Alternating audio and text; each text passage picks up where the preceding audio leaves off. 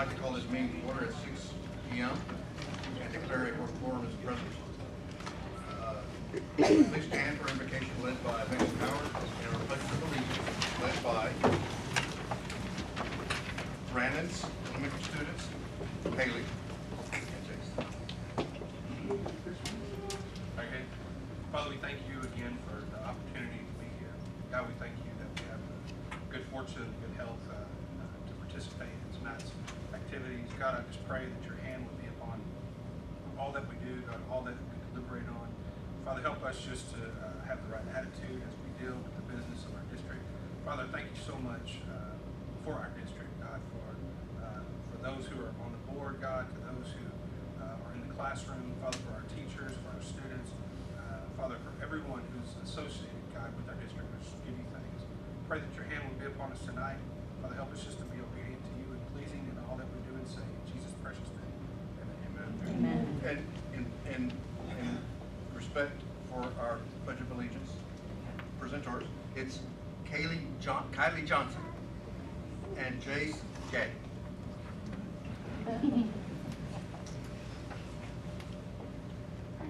Allegiance to the flag of the United States of America and to the republic for which it stands, one nation, under God, indivisible, with liberty and justice for all.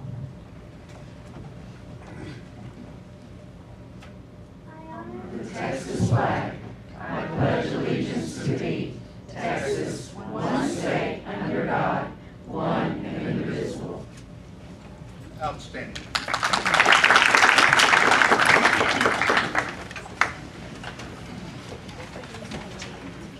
First item on our agenda is awards, achievements, and recognitions by Mrs. Carla.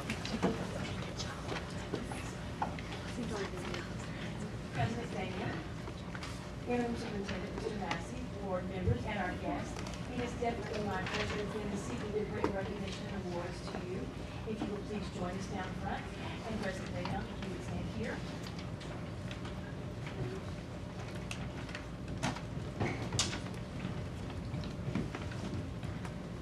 Our first award this evening is for recognizing some of our schools. The Comptroller of Public Accounts launched the Texas Comptroller's Leadership Circle program in December of 2009 to recognize districts and campuses across Texas that have been striving to meet high standards of academic success through cost-effective operations.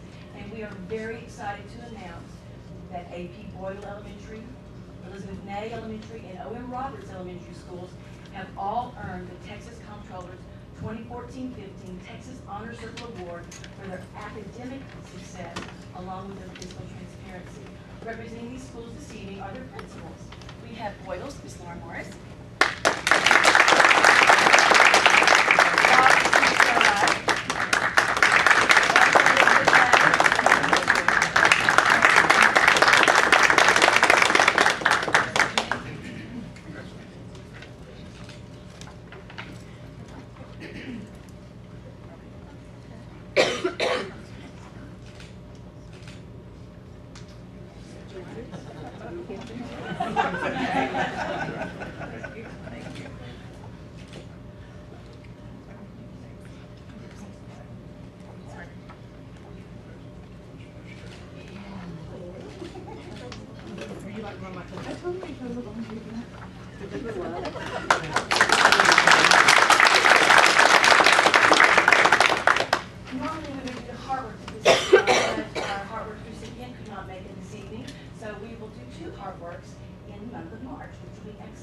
Now I'd like to introduce Kathleen Lindsay, who is an English language coordinator of Fine Arts and Language.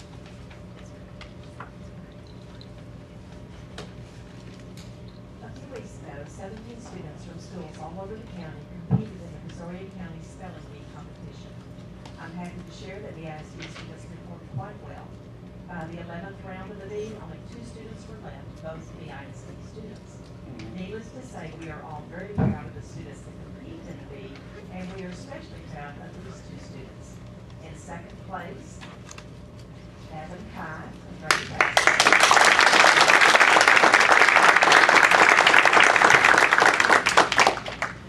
And our spelling bee winner, Johanna Burkees, Lake Jackson.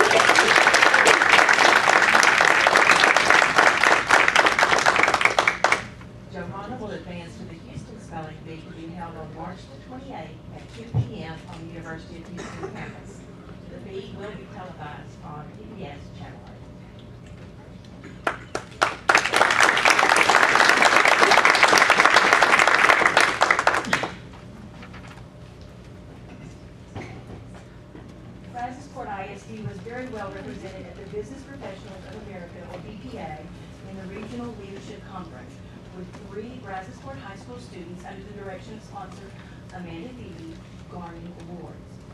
Two students have advanced to the state level, and 1 was selected as the alternate for state. The conference will be held in May, and it'll be first week 4th through the 7th. Our alternate to state is an 11th grader, Ryder Smith. Prior to 5th in advanced office systems and procedures, 8th in parliamentary procedures.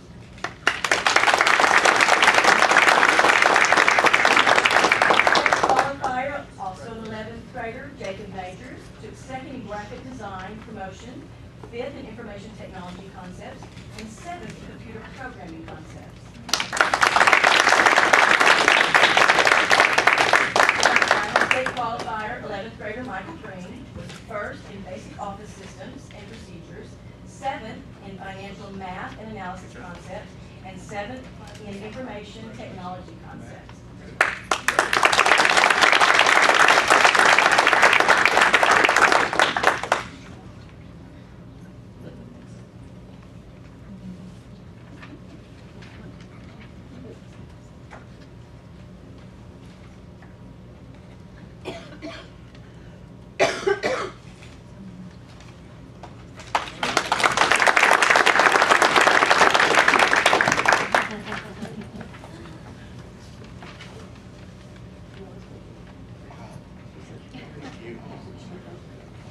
This does conclude our awards and recognitions for this evening, but as always, we'll be very happy to come back and talk. We've got a lot of great activities happening on all of our campuses.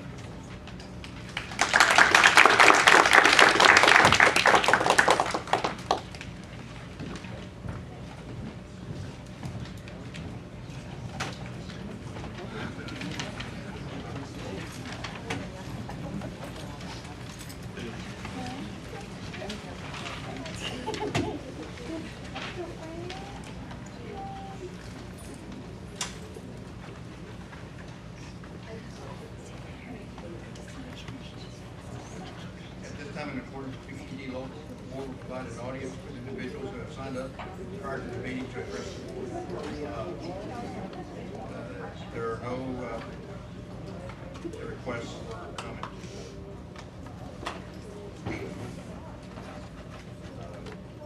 Next on the agenda is executive session. Executive session may be called for the purposes permitted by the Texas Open Meeting Act, Discovery Code Section 551.001, 551.046, Section 551.071, solicitation of attorney, Section 551.074, personnel matters, appointments, employment, evaluation, reassignment, duties, discipline, dismissal, complaint. We will return shortly. We will now reconvene in executive session. Time is 6:20. Next on our agenda is consent agenda. Are there any items requested before consent agenda? Hearing none, do I have a motion to approve the consent agenda?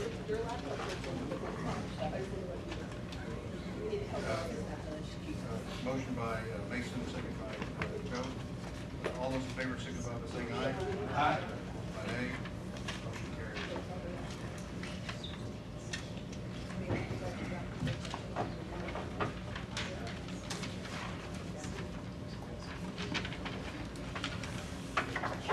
Consider resolution in support of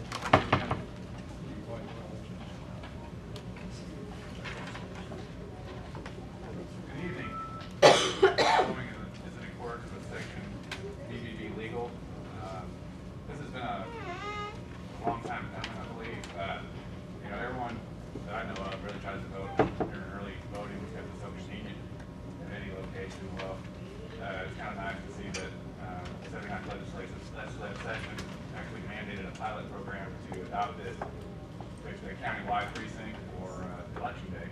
So we're seeing some success throughout the state, and Brazoria County is now applying for that option as well.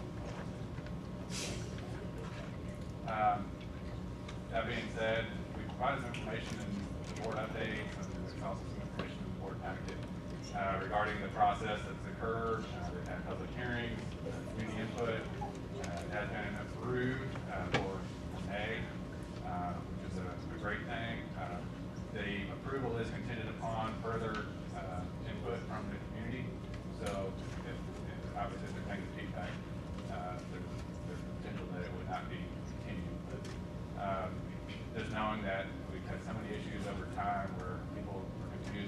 go for the precinct.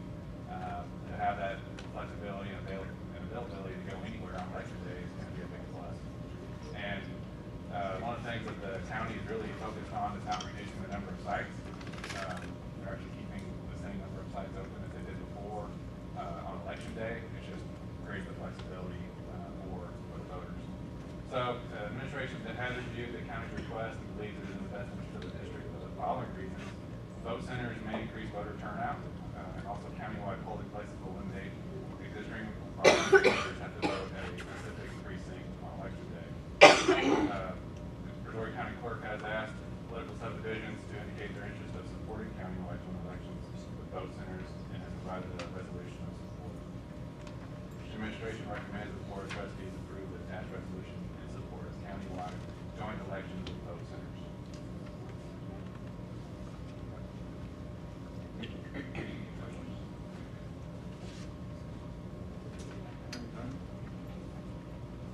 Do I have a motion to approve?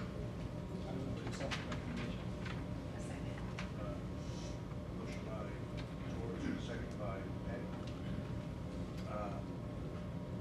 All those in favor, signify by saying aye. Aye. Opposed by nay.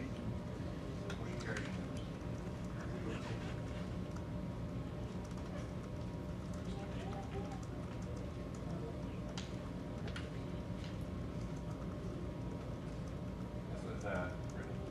All right. Next item is consider reallocation for the track and field project along with selecting an architect. It is in accordance with board policy CH legal. As you may recall, in 2012, we actually had track resurfacing included in the 2012 bond program. We had about $150,000 allocated for resurfacing only. We've had some pretty extreme weather conditions, both dry and then followed by soggy, which has resulted in some foundation issues. We started researching when did we do these foundations and the bases, how old are they? 30 plus years, at least 30 plus for slate. Hopper, I couldn't find information, so I know it's been around for a while. In fact, we found some cinder, old cinder foundation, and so it's just continued to be resurfaced on top. And so it's a pretty deep base.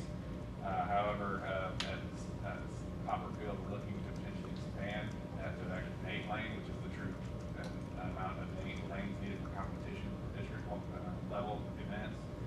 So we felt that with the base being that old, before we invest money in a new surface, we need to make sure our foundation is good and dig deep. So the bond, Citizens Bond Oversight Committee did meet on December 17th to review and had a lengthy discussion, and ultimately they did unanimously approve allocating an additional $600,000 per track. So that would get the total up to $750,000 per track. One obviously for operating slate.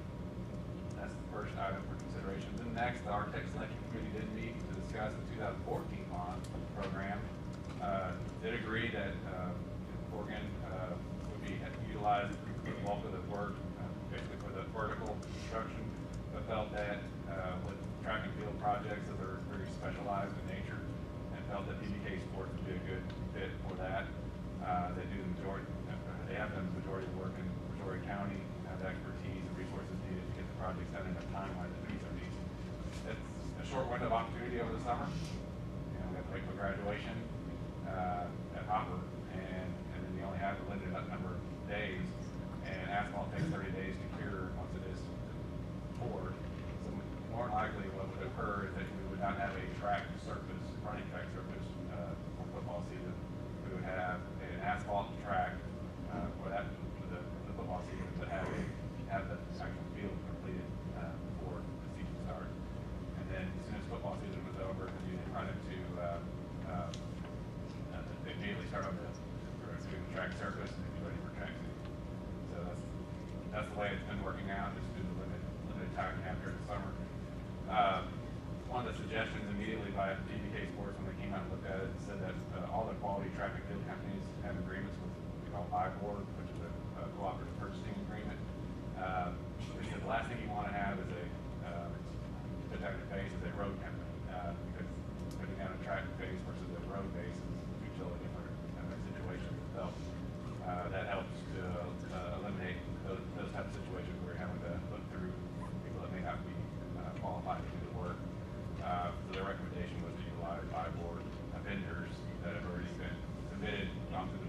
process with them, and then seek direct bids from those bidders.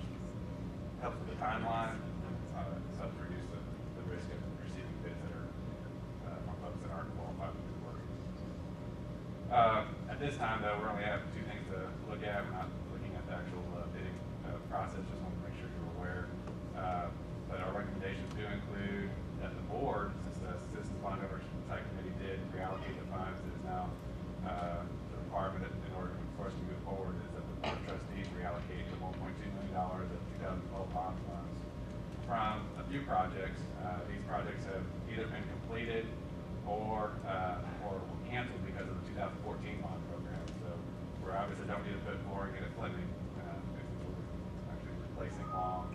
You're going to utilize Long for both campuses. Potentially the roof at J Long we don't need to replace because obviously we're going to have it. So it's a much better situation. So we're pulling interactive whiteboards, $775,000, flooring projects at Fleming, $100,000, roof at J Long is $295,000, and then $30,000 contingency to the track projects at Humber and Slade Field, as reviewed and approved by the Citizens Bond Oversight Committee. That's the first recommendation for that reallocation. So Okay. I have a question. Sure. Wait, you get a second. Uh, Second. I'm sorry. Thank you. And we second. I'll second. Yeah, go ahead. Motion by Patty, second by Mason.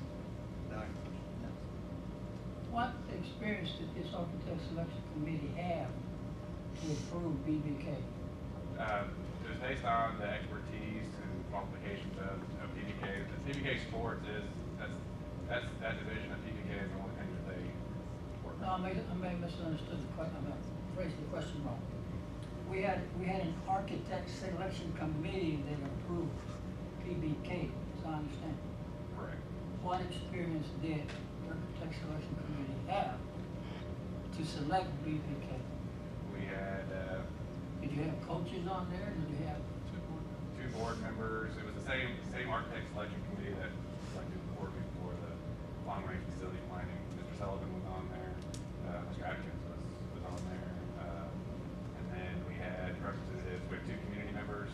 Then we had Mr. Berger, Mr. Passy, myself. We had Sandra, representative was with me as well. We had 10 members total that reviewed qualifications of architects that ultimately make the recommendation. And I believe I have my notes here real quick that BBK had a track record of building a lot of its tracks in the area. Yes. And did you all go back to see how long they lasted after they built them? Yeah, that's one of the, as far as track selection type, that's one of the things that we're trying to move away from what we call structures, a spray type track, and we're looking to move more towards full bore. Those full bore tracks last a lot longer, so on an annual basis, our cost is lower. It's a little more money up front, but we're wanting it to last longer. The structured spray is what we used, is the type of track we used to put down, or that we currently have, and this doesn't have the longevity that a full bore. So looking at what I visited other districts, and all the districts that have tracks that have any longevity on them, they're using the full bore model, which is what we're wanting to do. We don't have bids tagged. This isn't deciding on what type of track right now. This is really talking about the architect. And the architect will do whatever we want, because I know looking at on an annual basis, how we're going to use these things, it'd be better to go with a little better quality than what we've had in the past. The full bores, they're running about 10 years before they have to be basically resurfaced on top, and it's about $150,000 every 10 years to resurface. And every time you do it, it makes it a little bit thicker, which is even better running surface than what we have. Is that a distinction between track versus road? Right. The base, basically what's happened is when you look at, I don't think it'll be an issue right now because there's a lot of work going on in our area, but when times are slow and people are hungry for work, they sometimes branch out and try to do things that they're doing. And so you get people that typically build roads are out trying to build track surfaces or a basis for track surfaces, and it's just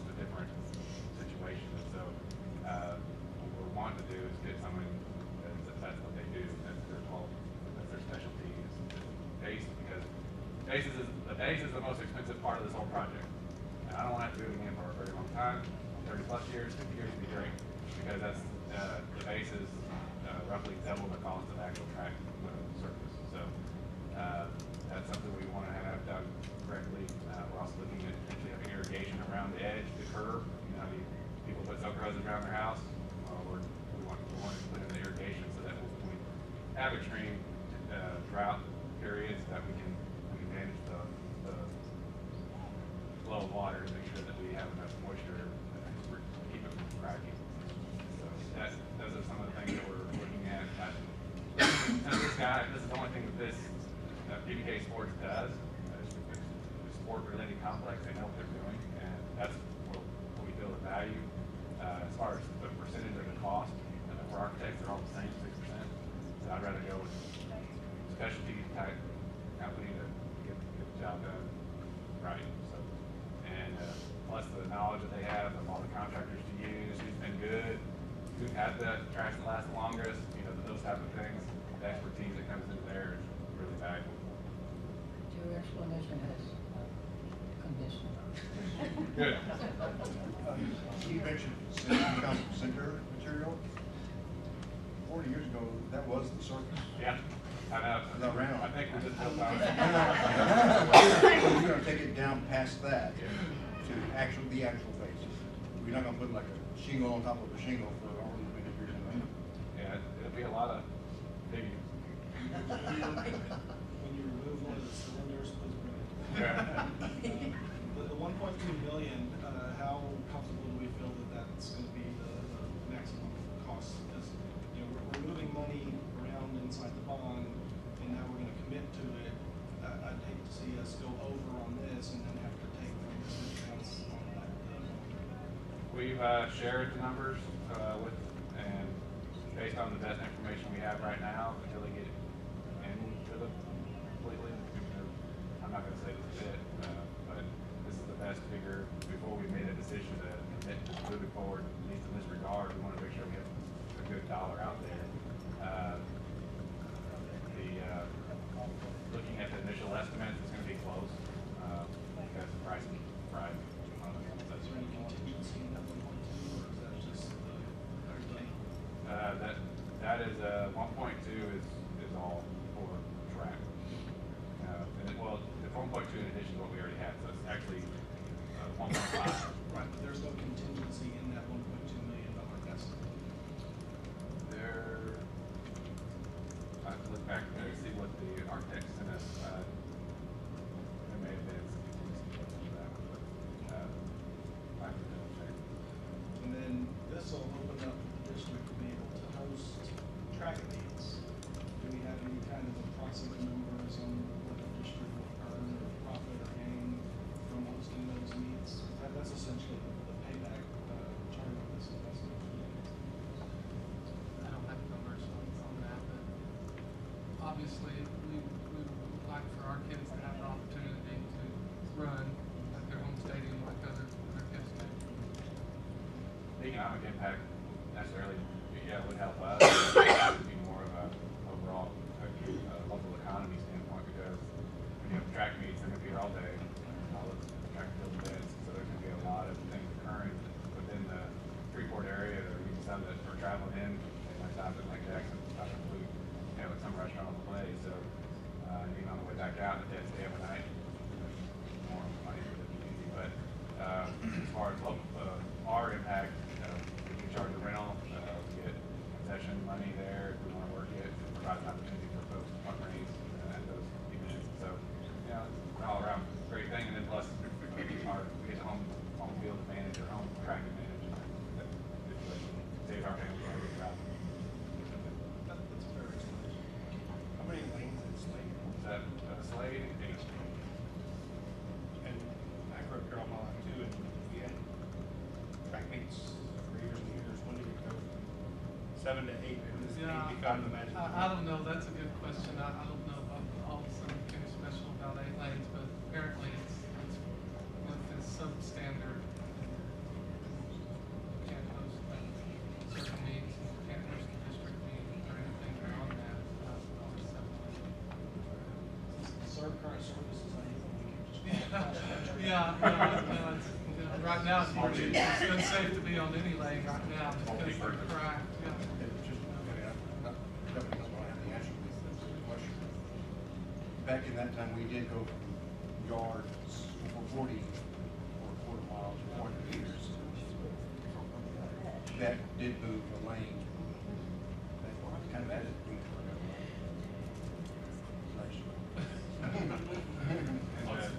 Initial design is that the initial lane would be on the inside. Yeah, there was. Not a lot of real estate on that. Any more questions? So the first vote's on the reallocation. We have a motion second. All in favor, signify by saying aye. Motion carried.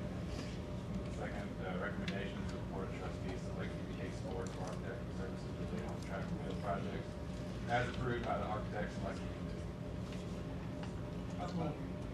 Second.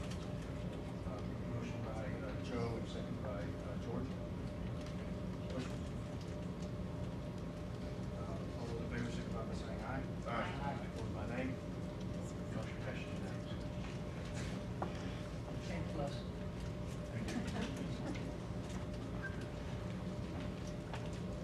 Next is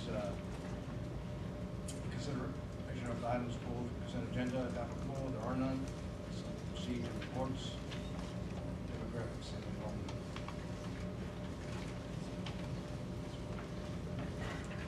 Ms. Dawn?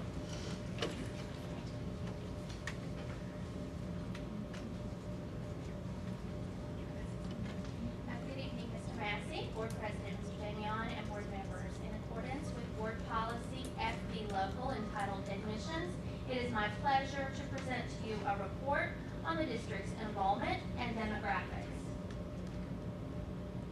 The first graph I would like to share shows student enrollment beginning in the 2003 school year. As you can see, our enrollment peaked in 2005 with 13,220 students, but then we experienced a steady decline in enrollment for the next 8 years. I am pleased to report tonight that this trend seems to have ended. At the time of this October snapshot, which is what is reflected in this slide, we had 31 more students than we had at the same time the previous year. And currently, we have 119 students more than enrolled in Brazosport Independent School District than we had at the same time last year. As you know, school districts are funded based on student enrollment, so a trend reversal would certainly make a positive impact on our district. This slide shows enrollment changes at each of our elementary schools. Brannan and Velasco have seen the biggest enrollment increases, with Velasco serving 647 students and Brannan serving 508 students. At the secondary level, both our high schools have seen increases in enrollment. Brazosport High School serves just over 1,000 students, and Brazos Wood High School has an enrollment of 2,543 students.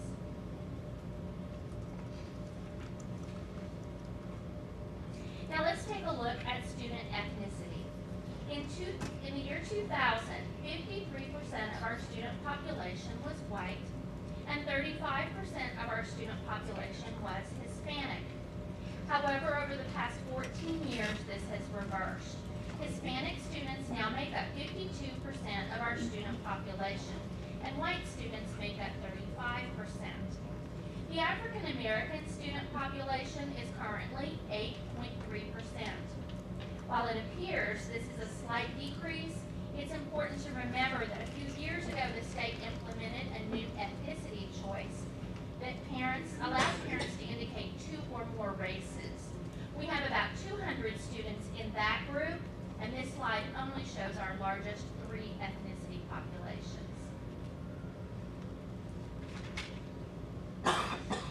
As you can see from this next chart, the percent of economically disadvantaged students has an overall increase for 8 years. However, last year and this current year, there has actually been a decrease in economically disadvantaged students in our district. Still, 55% of the students we serve in Brazos support independent school district are on free or reduced lunch. Enrollment and demographics impact funding, classroom instructional practices, and district operations. I would be happy to answer any clarifying questions you may have at this time. I believe you said that Boyle and Brandon were two schools that had large enrollments. Yes, they're the ones that have seen the largest increase in enrollments. The classroom had more than 30 students. No, all of the classes are capped at 22 students at the elementary level. Any other questions? Thank you. Thank you. Next, we have district improvement plan, second. Okay.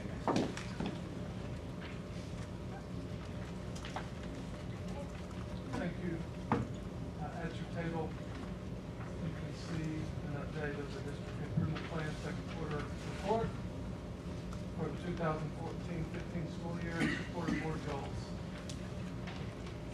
As a reminder, the district improvement plan is aligned to the strategic plan and the curriculum audit. We have also ensured our strategies are aligned with our targeted improvement plans. There are 98 strategies in our district improvement plan targeted for completion by the end of the fourth quarter. While looking at the chart, you can see 46 of the strategies have been accomplished. 24 are over 50% complete, and 26 strategies are noted as some progress has been made by the end of the second quarter. I'd like to highlight a few of the strategies that were accomplished during the second quarter. 1.2.2, teachers and administrators have been trained in the English language proficiency standards. 1.2.3, increased instructional level on the SAM-R, which is substitution, augmentation, modification, and redefinition model to increase student engagement using digital devices. 1.3.1, align professional development activities with district initiatives. And 4.1.1, create a database containing all existing facility items and remaining life expectancy of each has been accomplished. This concludes our second quarter report, and I'm happy to answer any clarifying questions you may have.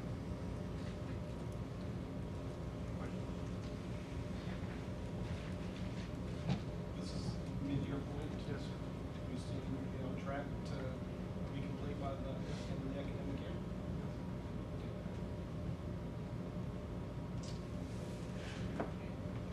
Thank you, Dan. Next, curriculum audit update.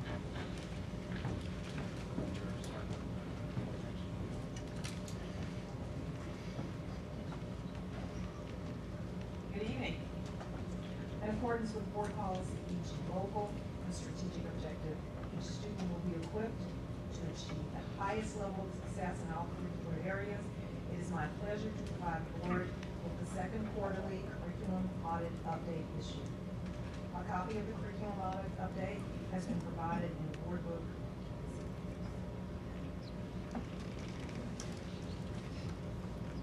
Based on 3 strands of data derived from reviews, documents, and site visits, the auditors named 9 recommendation categories listed here, with 136 specified action steps for improvement.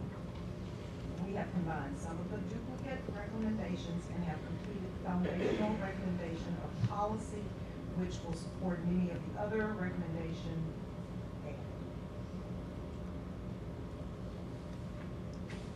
I'd like to share a few highlights from the curriculum audit that we have accomplished.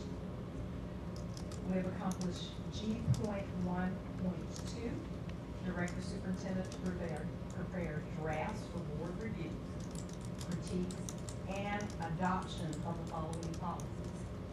Policies that provide control. Adopt a policy that provides direction for facilities.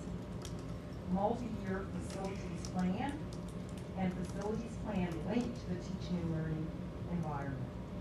We've also accomplished G.2.1, adopt a policy to provide direction for all full scope of long and short range planning.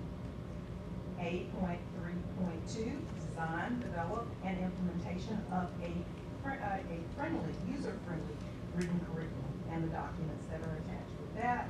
And G.7.4 provides sufficient budget for the facilities plan.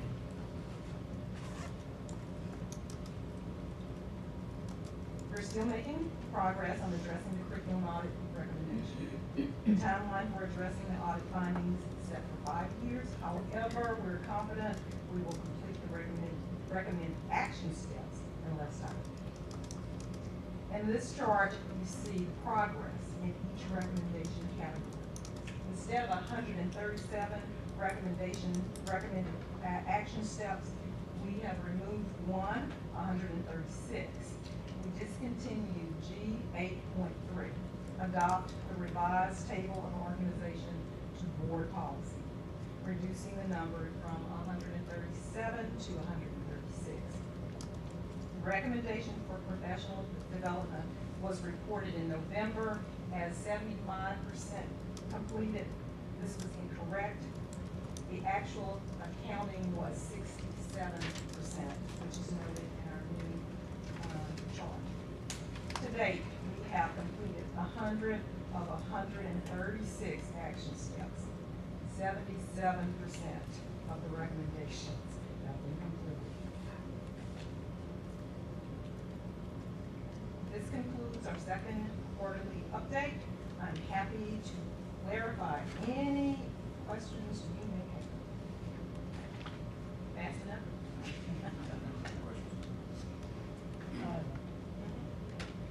How does that correlate to grades? How does the audit correlate to grades? What's all they're doing? Basically, what we're doing is putting processes and procedures together to go along with the curriculum audit and the PAR review. So when we report to TEA, we have their recommendations and we have our recommendations that we started with our audit. Well, here's what I'm interested in. I wanna know if in 9 weeks or from 1 year to a year, children that are in the 4th grade then get a grade of 30 or 40, but instead got a grade of 60 or 70. That's what I wanna know.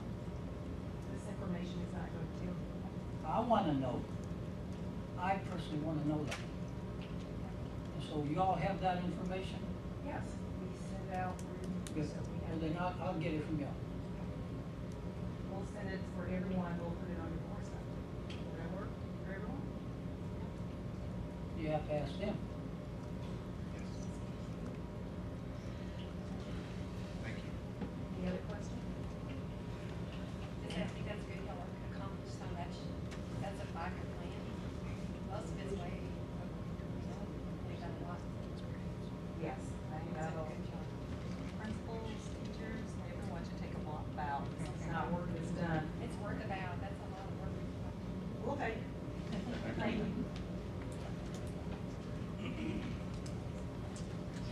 Budget process, capital.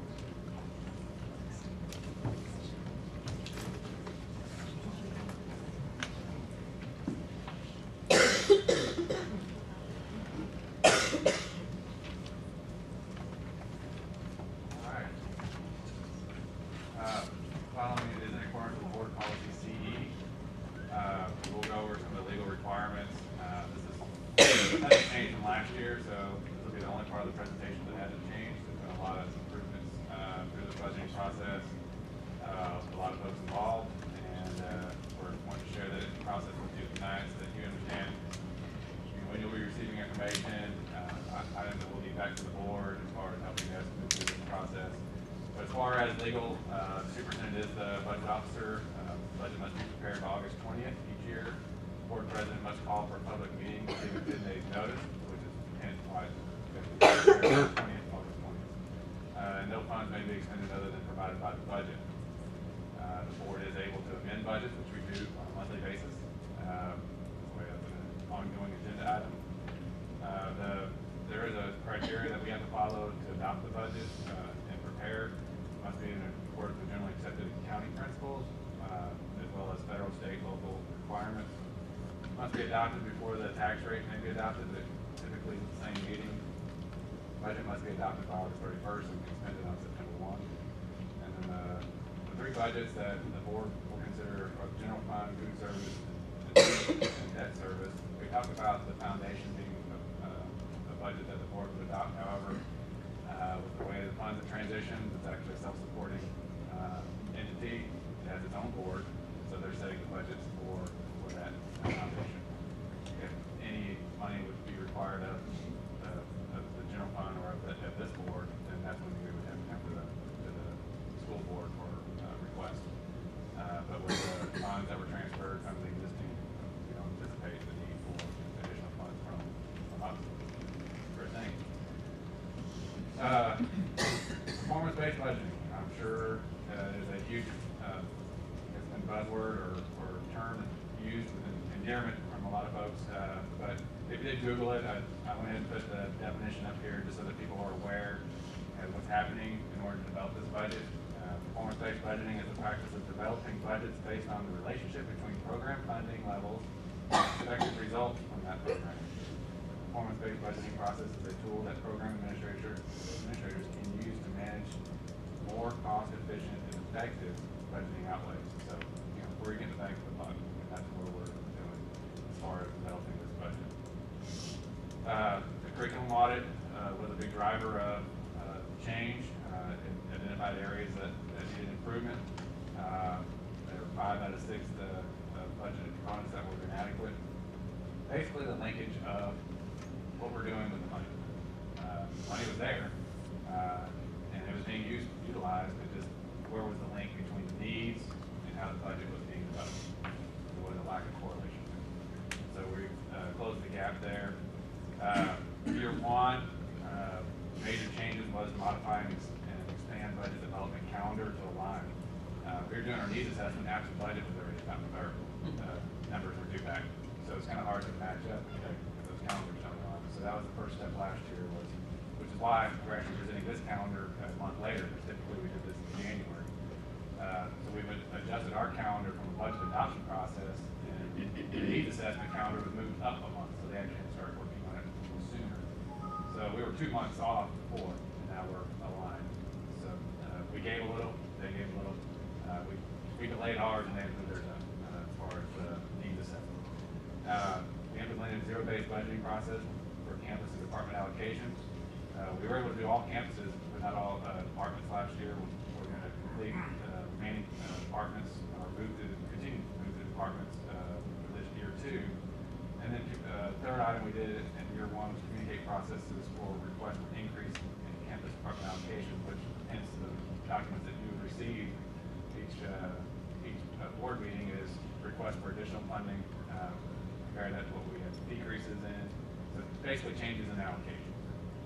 Year 2, implement process for conducting program evaluation. Now that we evaluated what we needed, now we're going to evaluate the results of those items this year and determine whether it merits continued funding or if we're going to revise the funding. And then implement zero-based budgeting for the remaining department allocations and programs. Site-based decision-making. This has been, it was really done from the campus needs assessment process all along, but we didn't really have a good link between that and our budget process. So what we've done is, again, through the matching up of our timeline, we've been able to mirror that so that it's working in conjunction. And it's not a district decision, it's not a district initiative, it's really a Texas Education Code, campus planning and site-based decision-making. This covers a campus level committee shall be involved in decisions in the areas of planning, budgeting, curriculum, staff patterns, staff development, and school organization. Campus level committee must approve portions of the campus plan addressing campus staff development needs. So, big obligation on the campus side and a huge time commitment. So what we're trying to do is make the process as easy as possible. So that, and a lot of times, business office folks, like Kelly, at various campuses to help them through this process because it is new to them, and coming up with forms that are easy to do, electronic, and not having to add a bunch of work, but it is a new way of thinking as far as seeing how things work together, which is kind of nice because a lot of times people didn't understand how the budget was developed, what the money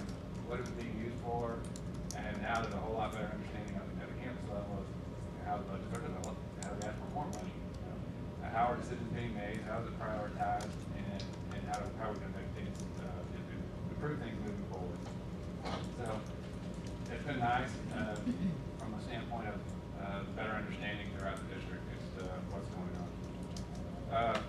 Obviously, there's other levels: the campus principal, central office administrator, superintendent, school board. This presentation has been made available to you. I just wanted you to have this for reference sake. So whenever you need to figure out, okay, what do I need to do? You go back to the last column. Okay, school board. This is what I need to make sure I'm doing. And the first thing on there is establish guiding principles for budget development, and we'll talk about that in just a minute. As far as zero-based budgeting, planning is the key, and it all driven by the CIP and DIP. So CIP for the campus and district improvement plan, district level need. So the budgetary process begins with sound planning. It's defining the need. It's working in the direction it should, not working with what you have and money-wise, and how am I going to make it fit. It's what is the need, and developing the budget to meet that need.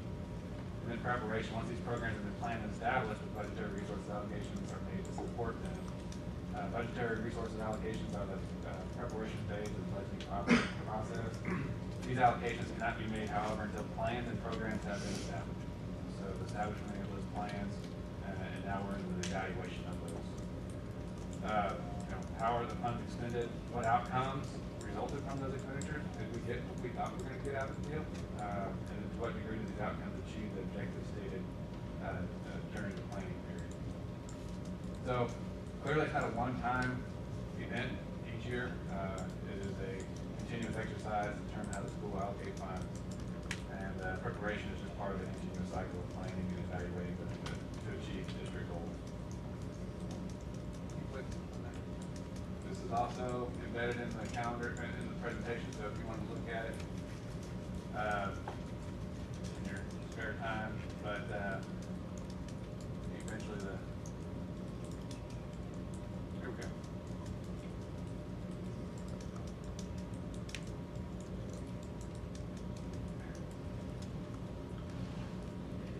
Calendar's in there if you want to look at it at your leisure. It starts with, obviously, we already had a management team meeting, which we went over this presentation. We came up with an exercise for an opportunity for the directors and principals to provide the current needs, and also opportunities for reductions. We want to make sure it's a balancing act. I'm not quite sure everybody understood that because there was more needs than reductions, so we're still working on that explanation. But as far as we did review this process with the team, we are expecting, with 85% of our costs tied up in payroll and people, that's going to be the majority of our decision making when it comes to money.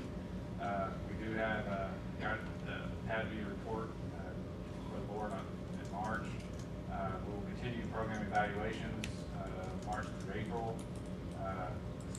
Budget our campus and department staffing allocations. Obviously, they're looking at enrollment for next year, which is, thank God, we've actually seen some increases. But obviously, there's challenges there as well. But it's a good challenge versus the kind of what we've been seeing. And then, as far as continuous input throughout the process, but the big thing that will be coming up in March is a distribute guiding principles survey to the board and management team. So what Cabinet's going to do is take what the departments and principals provided us as far as needs, review those, see if there's a common theme, and then that'll help me develop our budget guiding principles. So what do we want to focus our resources on next year? And that's what we'll provide the board and management team to prioritize, because it's highly unlikely we'll be able to do everything, but we want to be able to prioritize in areas that we feel are going to make the biggest impact on student performance. That being said, be expecting to receive guiding principle survey in March, and what the goal is, it'll be due 2 weeks after that, and then we'll have a presentation as a result of that at the following board meeting. We'll continue to look at enrollment projections, and then a lot of this from not only the general fund but also our INS, our bond spending, will heavily depend on what values or what they were as of January 1st. We won't know that until later in the year. We'll actually get preliminary numbers in May, and oftentimes those aren't very accurate. That's pretty big swings from year to year, especially with the amount of growth that's occurring. There could be a substantial difference between preliminary and actual. But just to give you a heads up, that's what's on the calendar.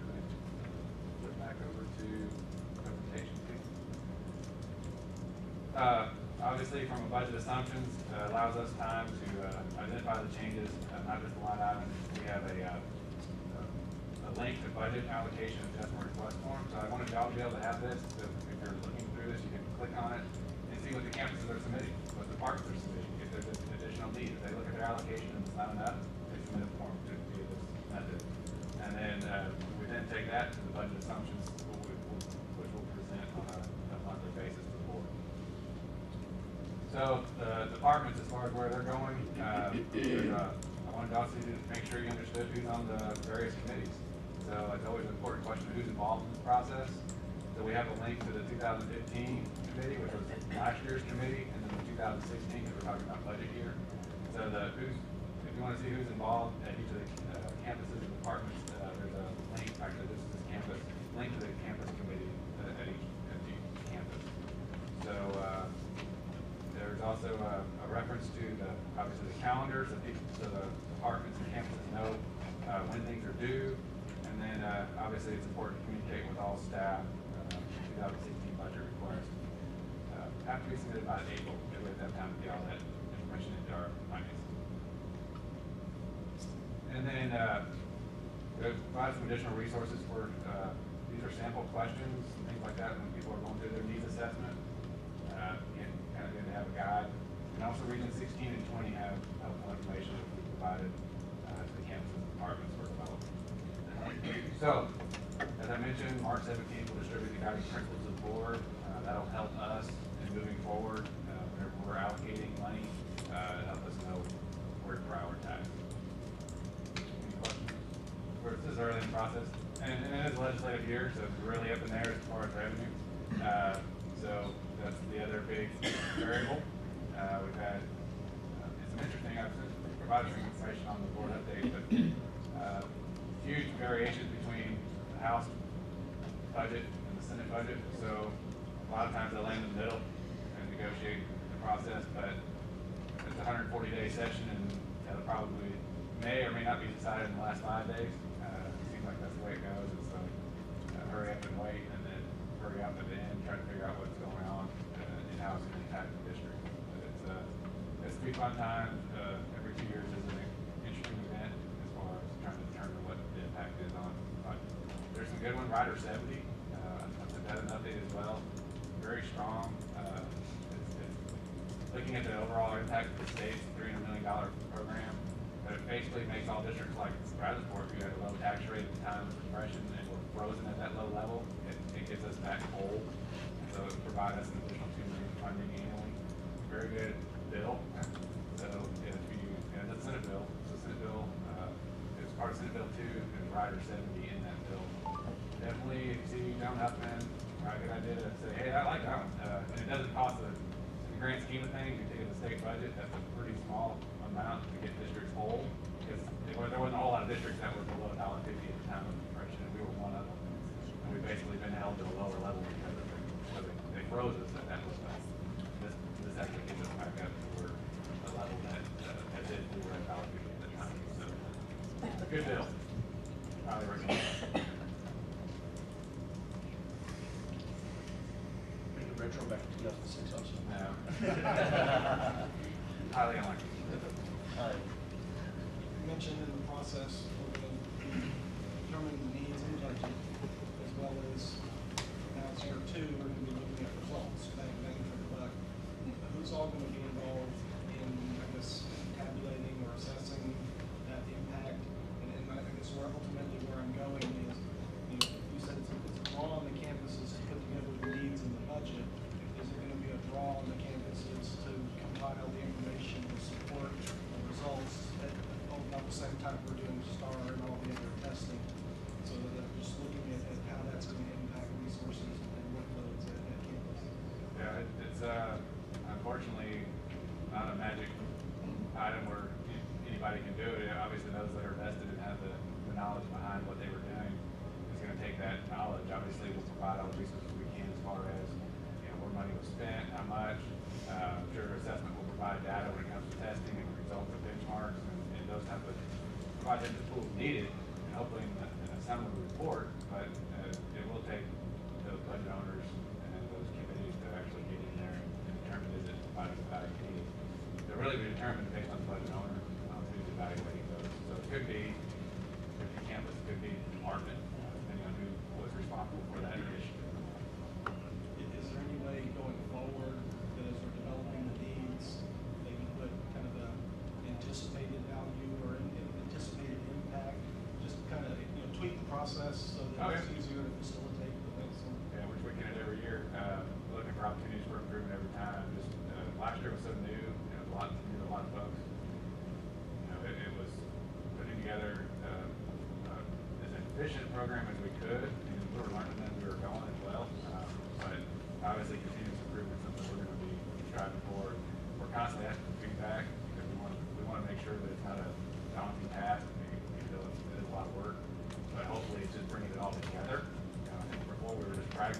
did it.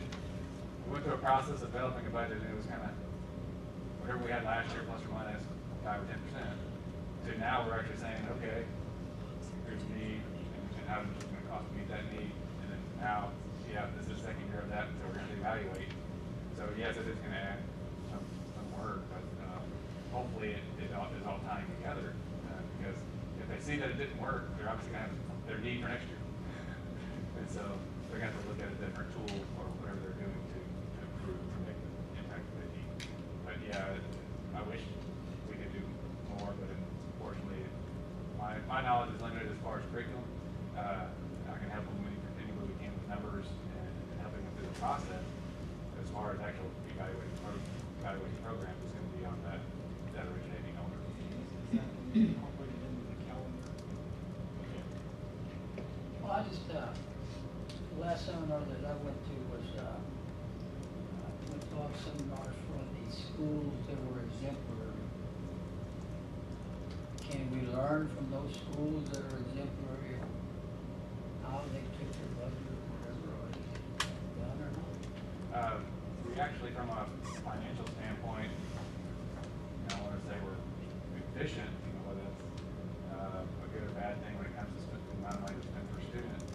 I think what we're trying to do is focus more on how we're spending it, and what works for some districts may not really apply.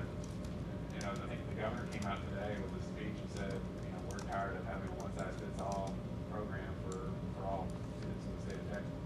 Oh my God, that's a novel idea, because every campus, every district is a little different. Every student's a little different. So I think what we're really trying to do is create the individual education plans for each student so that they are successful instead of the one-size-fits-all model. And I'm really glad to see Abbott really highlight that today in his speech. So, of course, he did always talk about school choice and vouchers and things like that, but I chose to ignore that part of it.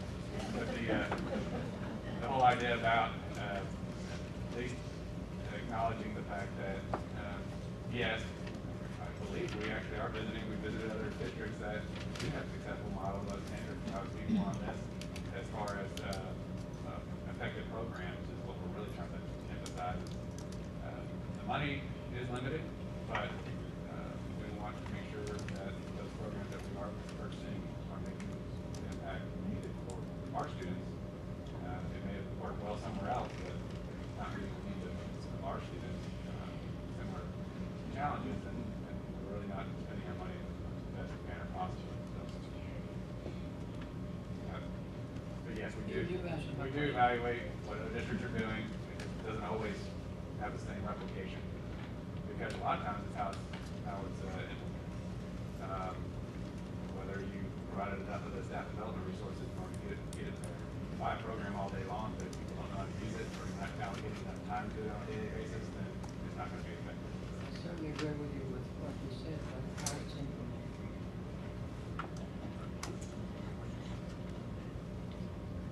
All right. Next, digital learning resources.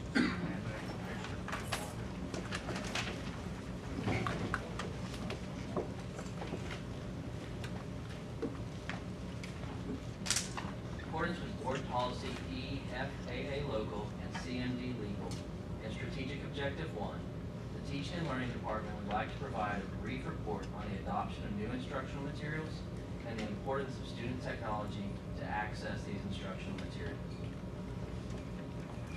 Last year, due to the state's Proclamation 2014, BISD adopted instructional materials for K-8 mathematics, K-12 science, and technology applications. With this adoption, the state introduced a wider range of choices for school districts and an emphasis on digital materials.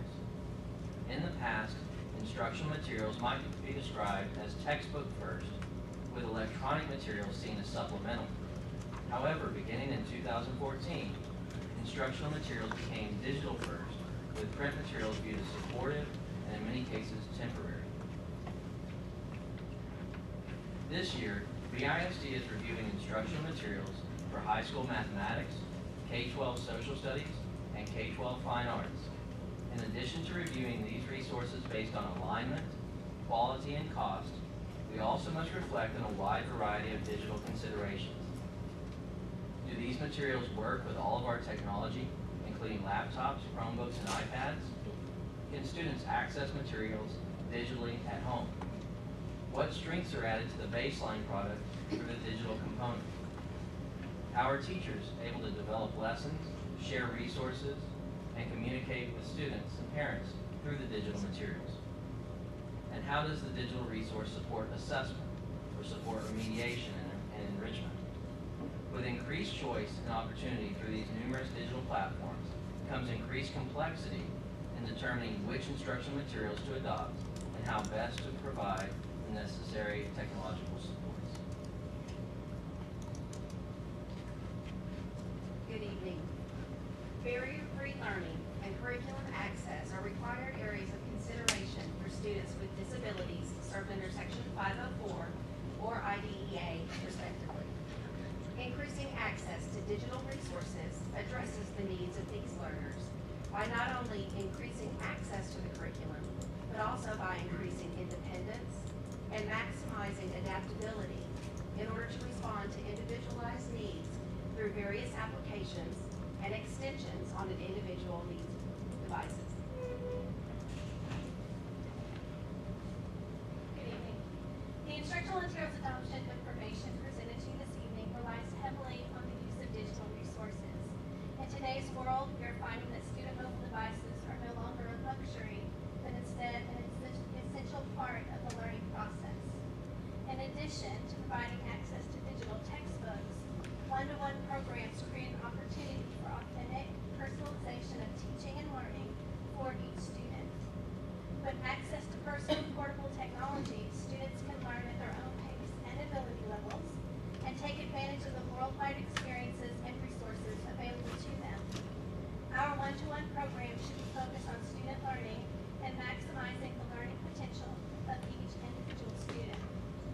There are many things to consider when developing a one-to-one program, including providing ongoing systemic professional learning for everyone, creating a shared vision, short and long-term financial planning, infrastructure, technology preparation, rollout and support, communication, and policies. Our first steps have been to consider the needs of students, teachers, campuses, and the district as a whole.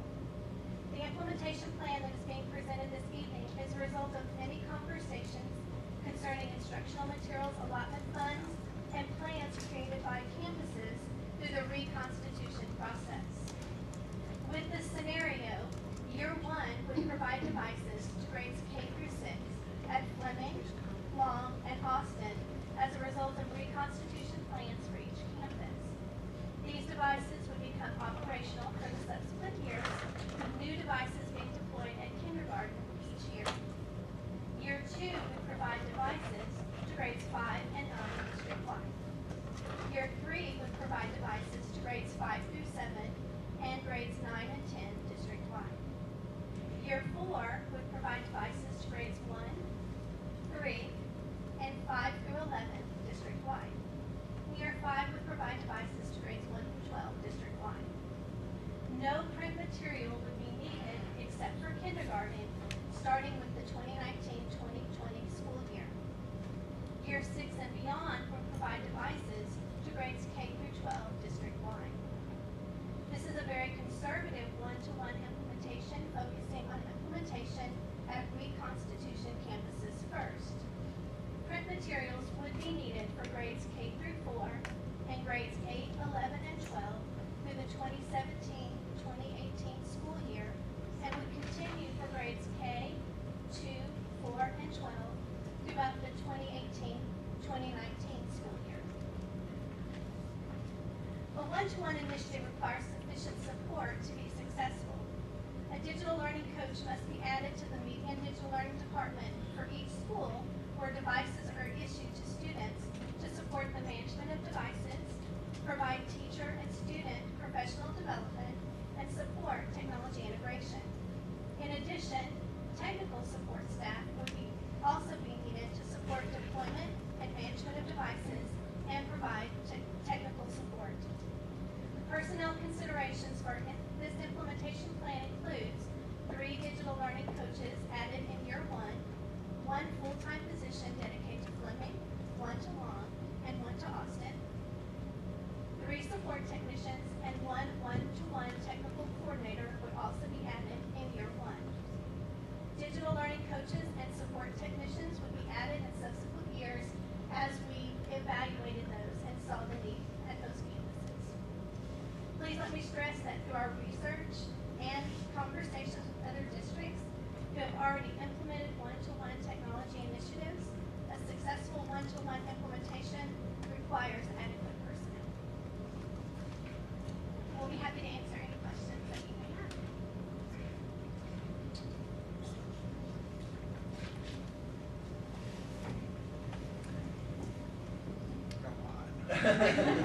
Got a lot of thoughts. I don't know if I can verbalize them. I mean, I love the idea of one-to-one. That's just at a school when the kids aren't taking involved. Those have not been determined. This is just a preliminary plan of our thoughts and evaluating the needs of our district related to IMA, related to reconstitution. So at this time, we don't have those things set in stone. If I could weigh in, Sure. Nancy knows it's hard for me to be quiet on this. One of the challenges as we look to keep the devices in the district, which I know that for some people that there's kind of a comfort level that those devices don't leave the district, it actually creates a lot of challenges as far as electrical upgrades that are necessary, the square footage and the footprint that the carts would take up in classrooms, or we're going to try and keep them all in libraries and deploy them every morning, or all the different challenges that go with that. And we've had many discussions about what is the proper age that they can take them home. Like Nancy said, none of that's completely solidified, but as we look deeper and deeper into this, it appears to make more sense to send the device with the child. And we worked on a lot of plans on how we mitigate damage and loss, and so we've had a lot of those conversations. And can we keep up? I mean, with the, not the deployment, but from it seems like we're always catching up technology-wise. Can we keep up with one-to-one for the plan that we're currently looking down the road to potentially implement, we're going to very much be cutting our teeth on these IR campuses if those plans are approved and we continue that direction. If not, we'll cut our teeth on some other pilot that won't be quite district-wide. But the ultimate goal, in my mind, and there's variations because I'm looking at it from a process and what makes sense from more of a business standpoint, and you got what educators need to make things work. But we would potentially deploy devices at 1st grade, 5th grade, and 9th grade with a 4-year cycle for devices. We'll definitely be looking at something sub-laptop, just from a price point. Not only the cost of the hardware, but also the cost of licensing and antivirus and everything that goes along with the full-on operating system type device. So the thought would be the 9th graders that get deployed a brand new device in 9th grade, that would follow them until they graduate. They would be given the option to purchase at the end of their senior year for a nominal fee. A lot of districts have implemented that. It seems to work fairly well. What we would do at the 8th grade year and the 4th grade year, we would actually take those old devices back into stock. And if we have users that tend to have a lot of breakage, instead of them getting a brand new device, they would still be charged a fee, a damage fee, but then we would give them an older device. So that's kind of how we would handle that. And it gives us a nice clean replacement cycle where basically we're purchasing 3,000 to 3,500 devices per year at around a $200 to $300 price point. and the schools that are, you said that are already doing this, what's their track record as far as how long they've been doing it? Are they one-to-one? We're recently back from our technology conference in Austin the first week of February, and David and I did visit many presentations of districts that have already taken this journey.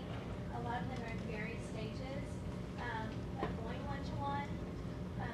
Overall, what I found as far as breakage and loss is very minimal because the students take ownership of those devices if they know they have to keep them for a long time. We also went to some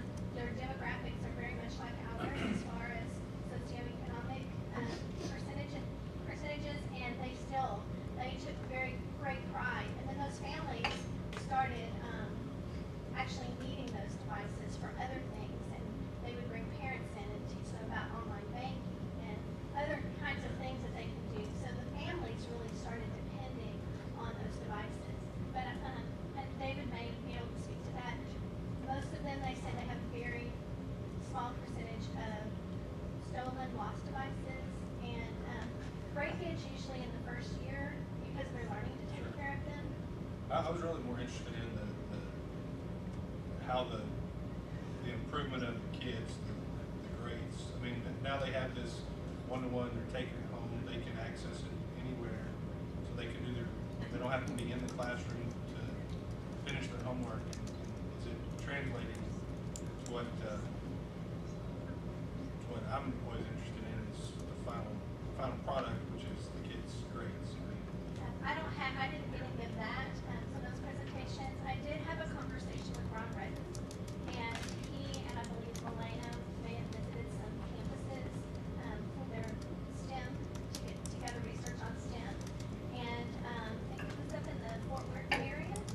And what they found is they visited one campus where the students did get to take those iPads home, and they visited another campus where they did not. They got them in the morning, they gave them back to the teacher at the end of the day, and that those students that took them home were leaps and bounds further. And that's the only thing I have. I don't have any other research. So that's what I would anticipate. I just want to hear it. And that goes back to, we all learn at different times and different ways and at our own pace. And so this does allow us to differentiate and provide resources that however we learn, if I'm a visual learner or a tactile, however, we can meet those needs of the students. Question. You may not know the answer, but these students today have to have access to Wi-Fi at their homes in order to do their homework. And there's other socioeconomically disadvantaged. As communities, we need to provide more access to Wi-Fi for these students.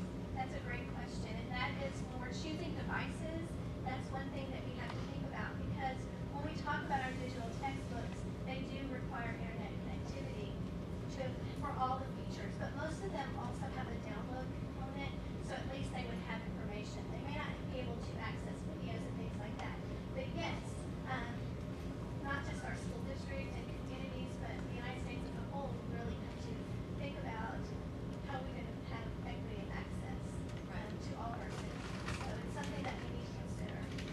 And many times people say, well, they can just go to McDonald's or, get the free Wi-Fi.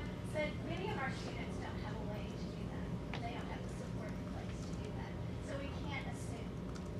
Another thing, if I can interject, it wouldn't meet the needs of all students, but what a lot of ISDs have done is they've created schedules with their libraries to create after-hours access. There again, depends on your proximity, doesn't help all, but they're different. We're not pioneers in this front, so there's a lot of information we can get, and we can steal what we like from a lot of others that were kind of early adopters. And it forces us to think outside the box. And, back in the day, there was a bookmobile that came around. You couldn't get to the library.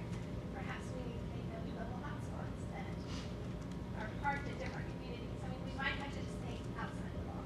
A lot of new Ford and General Motors vehicles come now with Wi-Fi incorporated in the cars. If you see a kid sitting out in the car in the driveway, they're doing their homework. I just don't want a child not to be able to get what they want to get because they can't afford it. And definitely that drives our conversations as well, because we know who our population, who we are serving, and so we're definitely thinking of that. So that's what makes it even more of a challenge and a hard decision to make. You mentioned supporting infrastructure for one-to-one. Do we know what that looks like, such that we can incorporate that into the new schools that we're designing in the buildings?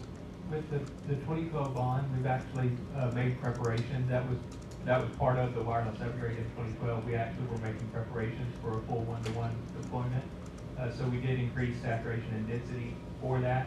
And then obviously with our new schools, we would want to mirror what we're putting out. And actually, I believe David will be giving a presentation at our next board meeting about our E-rate filing, where we've actually applied for even more wireless to create basically fill some gaps on the perimeters where we've had some issues on the perimeters of the building, but we're continuing to monitor the wireless needs and making sure that we've got adequate.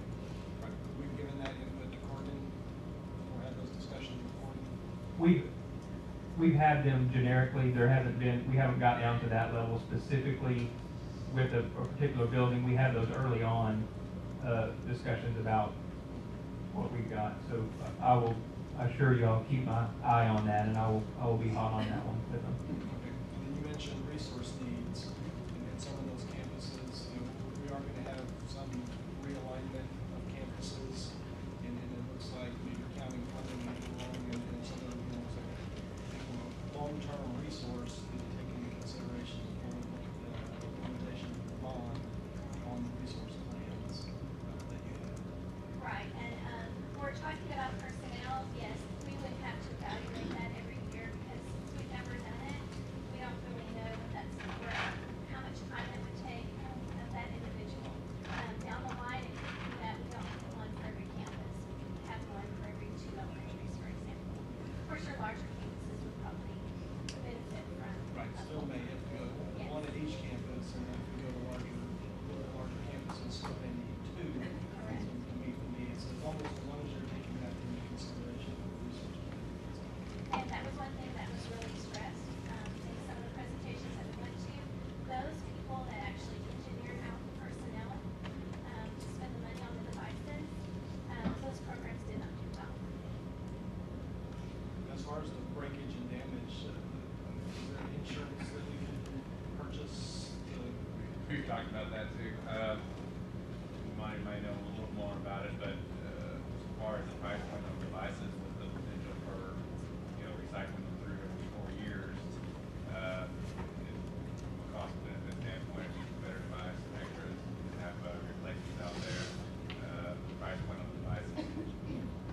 Yeah, Dan's exactly right. If you get 4 years worth of complete care coverage, which would be potentially what you'd be dealing with, drops and I'm angry and I threw it or whatever happened, to get 4 years of complete care coverage on a device at a price point of $250, $300, it just didn't add up. So that's where, once we're a couple cycles in and we have that old stock, which we were already gonna have old stock. I know it seems like yesterday, but we've got 1,300 or so Chromebooks that are coming up. I think this is their 3rd year already. So we're already developing some of that older stock that would be available to pass out for. Now, people could always have the option of going out and purchasing a new device for their child if they had the finances and wanted to do that. But that would kind of be what we would work into our policy that, hey, there's a fee to upfront unless you're meet certain low socioeconomic qualifications to keep you from paying that fee. And then there's a fine basically assessed when you damage it, and then you would essentially be passed out a refurbished or an older device because of that breakage, so that we're not continually breaking. And something else that didn't get mentioned earlier, but I think it's worth stating, I think part of the reason that they don't have as much, or all the conversations we've had haven't indicated as much breakage once the devices are passed out to students, it's a lot of responsibility on a teacher to try and manage 24 devices in a class. A lot of times when they get broken in that scenario, nobody fesses up and the teacher doesn't even know who broke it. Well, once you assign that serial number to that student, then there's no question. Hey, fine, maybe you didn't break it, maybe Billy broke it, but it was assigned to you, and I'm calling your parents to mitigate it. So it just kind of cuts that question out of the. And I would like to add, other presentations that other school districts that we listened to, there are a variety of self-insured or getting insurance, different levels of fees depending on, what that district is considering necessary, different fee schedules as far as when you're in 1st grade, you pay your $35 if that's what it is, and then you don't have to pay another fee again until you get issued in 5th grade. Some school districts, it's kind of a lab fee every year, and that's how they help self-insure themselves. I just talked to somebody from Sweeney ISD today. They're actually right now in the process of implementing one-to-one. So if you want some local resource or person to contact, that would be, you always be able to reach out to them, or at least to see what their potential learnings were from their implementation, and then almost look at that as a pilot scale implementation for us. And that was one of our conversations about starting with the reconstitution schools. Not only is it a need, but that lets us in the 1st year just dabble with 3 schools, to just see how and work out some of the needs before we start district-wide. Along those lines, though, we're watching, sometimes implementation can be a step backwards before it's a step forward, and we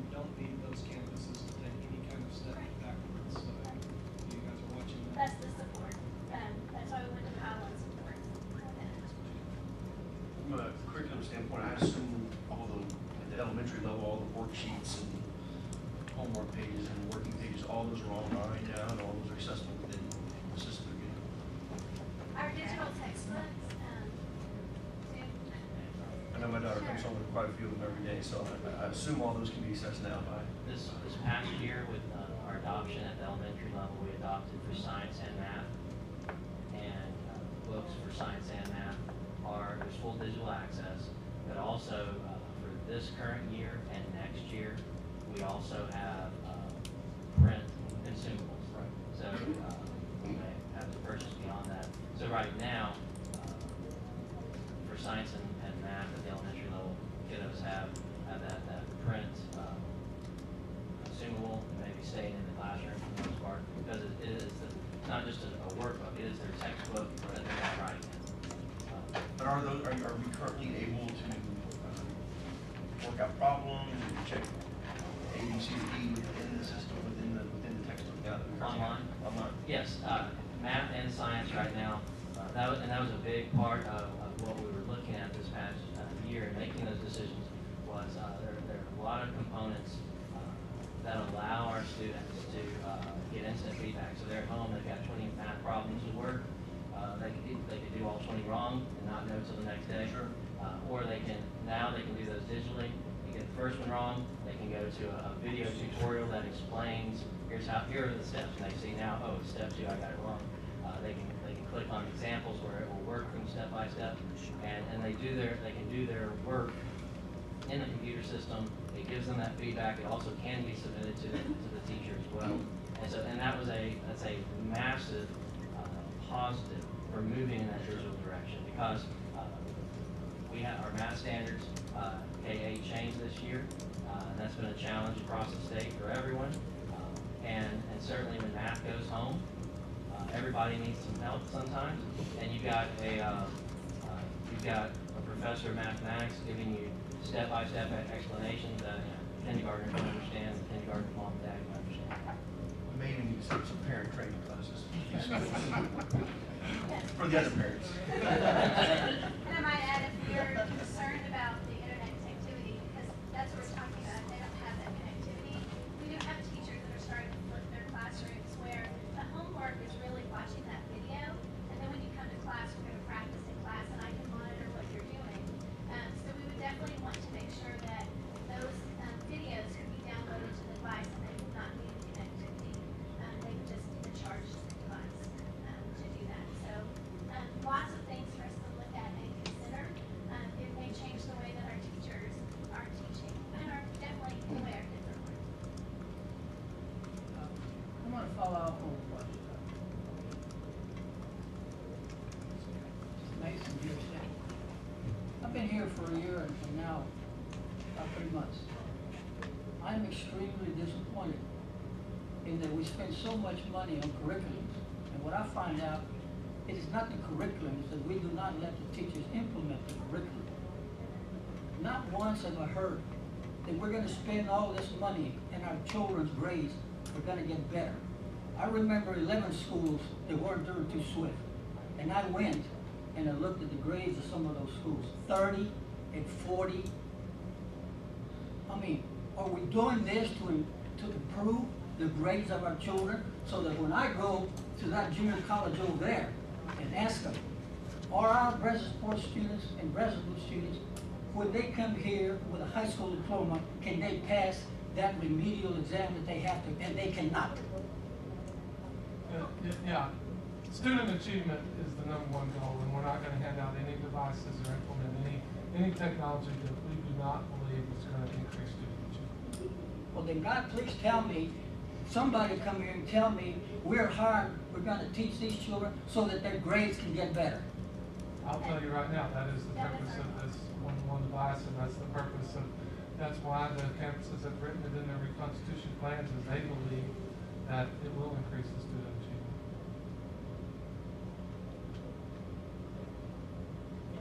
Thank you. Any further questions? Thank you. Thank you.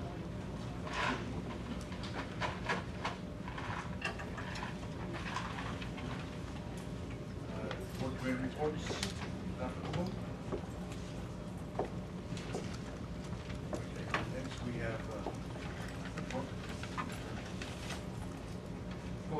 I'm sorry, Board President, I do want to point out a mistake on the work session, the scheduling of upcoming events. I apologize. The regular board meeting in April is printed as April 14th. That is incorrect. It is April 21st.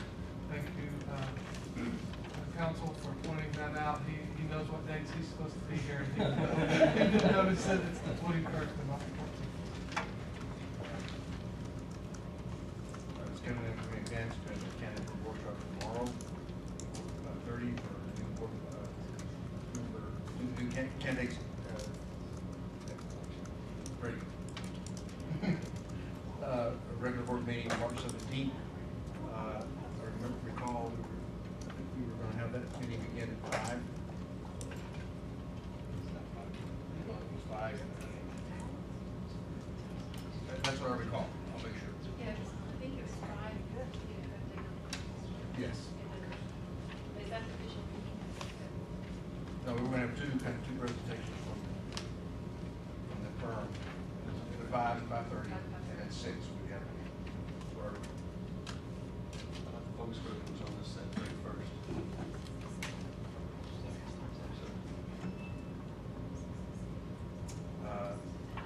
and then the April meeting is the